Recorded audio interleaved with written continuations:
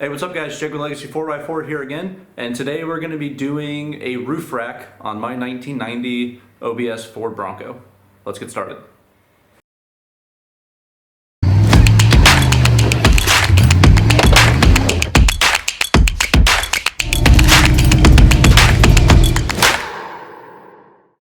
Alright, so if you guys watched the last video, I just installed a Max Air RV vent fan onto the hardtop of my Ford Bronco. And now we're going to build a roof rack around it. This roof rack is going to serve two purposes. First off, the roof rack is going to be obviously a place for storage. Specifically, it's where I'd like to store like spare parts, tools, fluids, random stuff like that. Maybe if like I've got like a long board or something up there, it'll be a place to store things like that. Might carry a spare tire, haven't decided yet about that. And it'll carry some extra fuel and things like that.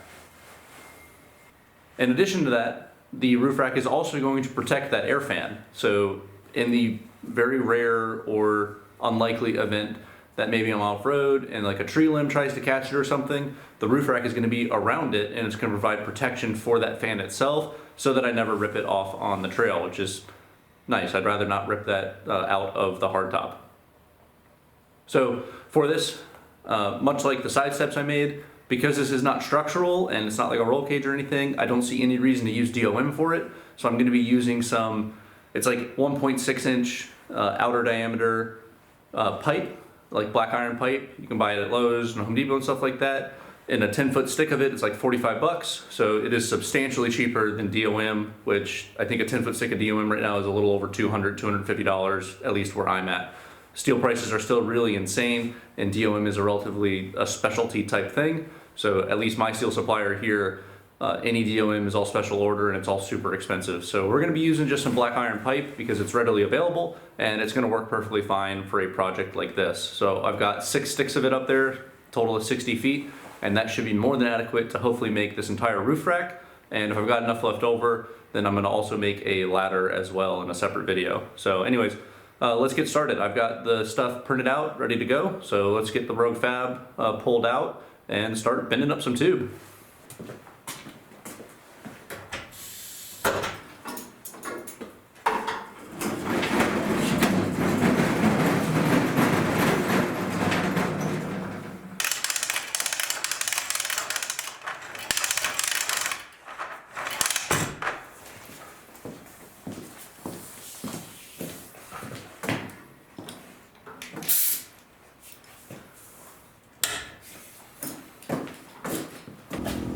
Alright, so as you guys can see, I don't have the Bronco in the shop right now. I'm actually not sure if it'll fit in my garage door with the rooftop fan on it.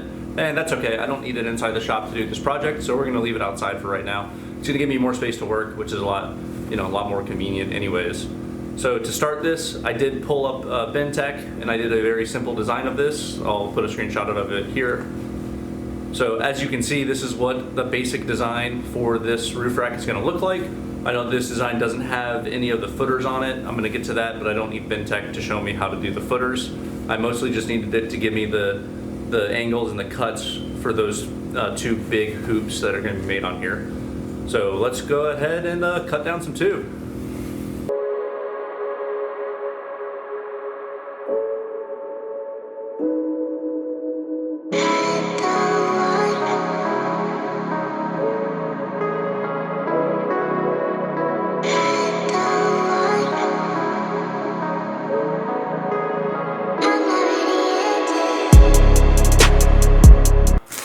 Alright, so we've got the main hoop done, and we've got to move on to making a couple of the internal supports. So because I'm basically taking 2 hoops and splicing them together to make a circle, or well, a rectangular circle, I've got ratchet straps on it, I'm holding everything together.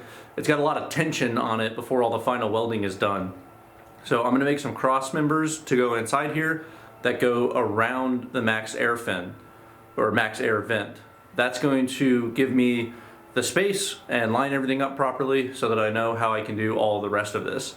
Already I can tell this thing is pretty obnoxiously heavy, so I might not do a second tier on it. I might literally just do a flat rack and then make it so it can have ratchet straps and stuff like that, because this thing is really, really heavy already.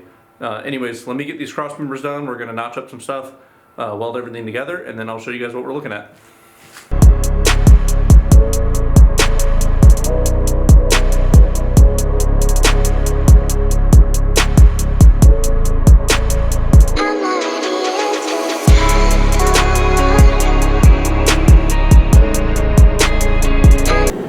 So first off, apologies for, I've got the propane heater running in here, so you might hear some of that in the background, so apologies for that. But it is very cold outside, so I've got the heater running and the garage doors open. Anyways, I don't really remember where I was. I took a couple-day break to go see Matt up in Virginia.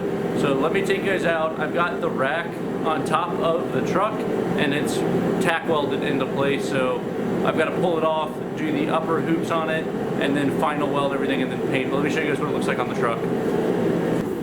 Okay, so from the side here, you can see how it looks up on top of the truck. I know from this angle it looks a little slanty, but I promise it is leveled with the top of the truck. It just so happens the truck as a whole is slanty on my driveway. So if we climb up here, you can see how it clears the max air fan. So this gives it the chance to raise and lower without impacting any of the bars.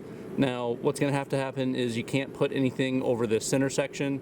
So really you've got a little bit of usable space here for like jerry cans or whatever. You've got a lot of usable space up here, which is where I'm gonna put like my tools and things. And then just a tiny little bit of usable space back here, which is where I intend on putting like my fluids and spare parts and stuff like that. But this is what it looks like. For mounting points, I don't know if these are OEM or not, but I had these little pieces of steel that were bolted into the hardtop. And so what I did is I took some, I think these are 7/16 bolts, and I welded them to that steel plate.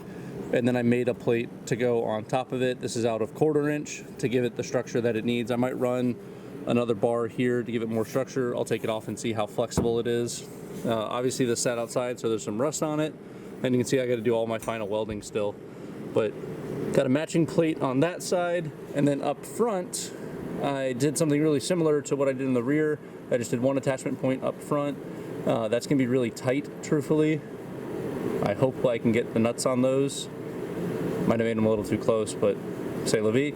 Anyways, similar style matching plate that is just welded into the frame or into the body. It's got a little bit of flex, so I might come through and do some support pieces on the body itself to give it a little bit more rigidity, but we'll get around to that eventually. So for now, I have to pull this very heavy roof rack off of the top of this truck, so let me do that. All right, so we got the roof rack off of the roof of the truck. Kind of a pain to do by myself, but we got it down, so it's all good. I'm gonna go through and go do all the final welding and add 2 more supports to the lower portion of it. Generally speaking, if I wanted to make this, full scale, I should have a bunch more supports, but by the time I get all of the rest of the supports in, this thing would be obnoxiously heavy, and I would rather have a second ladder section on it so that it's got some sidewalls. So anyways, let's weld all of this up, and then we've got to bend up some new tube for the top.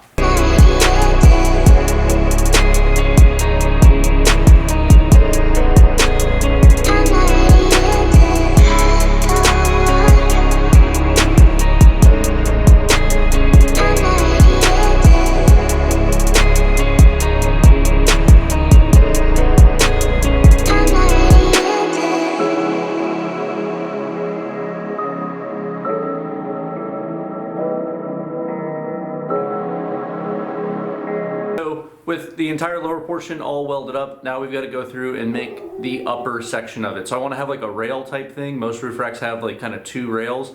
That way you have something to put materials like boxes and things up against, so they don't just go sliding all over the place. Now I'm not going to do front and rear rails. I'm only going to do side rails on it.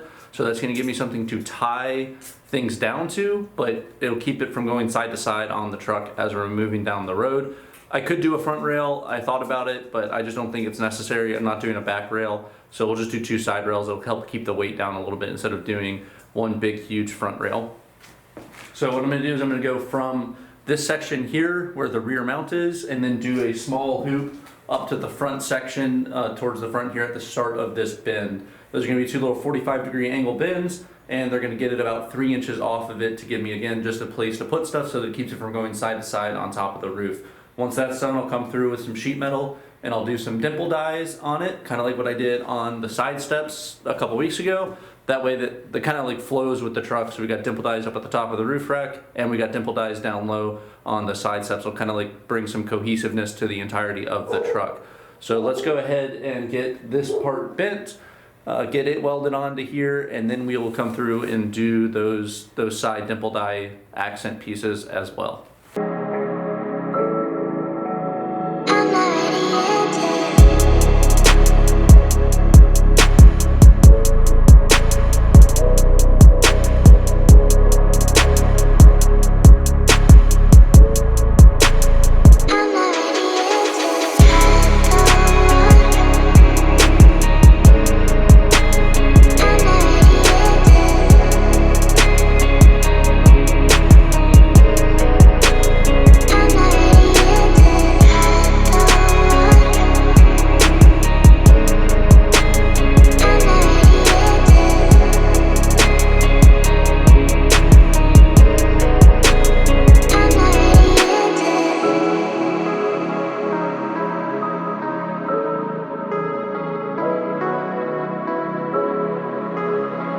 Alright, so we got the thing all painted. Let me show you guys what it looks like on the ground, and then we're gonna figure out how I'm gonna muscle this thing up there. But anyways, let me show you guys what it looks like on the ground.